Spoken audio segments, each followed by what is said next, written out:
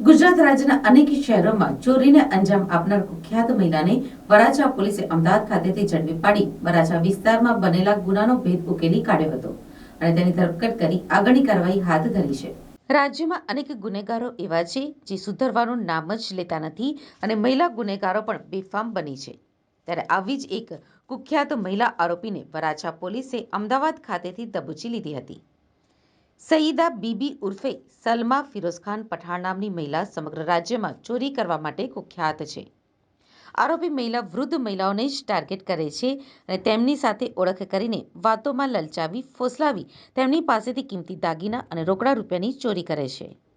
ત્યારે સુરતના ઉધના ખાતે રહેતા એક વૃદ્ધ મહિલા કોઈ કામ અર્થે બહાર નીકળી હતી અને રસ્તામાં આરોપી મહિલાએ વૃદ્ધ સાથે ઓળખતી હોવાનો ડોળ કરીને વૃદ્ધાને દુપટ્ટામાં કોઈ કેફી પદાર્થ સૂંઘાડી બેભાન કરી નાખી હતી અને રિક્ષામાં વરાછા વિસ્તારમાં આવેલ જૂની બોમ્બે માર્કેટ પાસે લાવી વૃદ્ધા પાસે રહેલ 75,000ની કિંમતના સોનાના દાગીના સેરવી લીધા હતા અને તે ભાગી છૂટી હતી.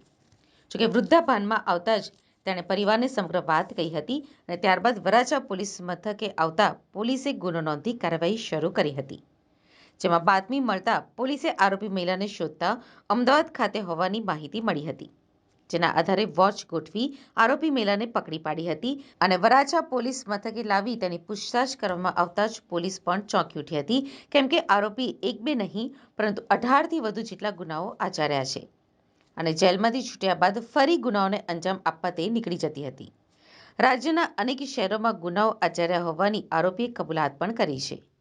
જેમાં અમદાવાદ, સુરેન્દ્રનગર, ખેડા, આણંદ, વડોદરા, નડિયાદ, પંચમહાલ અને સુરત જેવા શહેરોમાં ગુનાઓને અંજામ આપી ચૂકી છે. જે મામલે વરાછા પોલીસે આરોપીની ધરપકડ કરી વધુ તપાસ હાથ ધરી છે.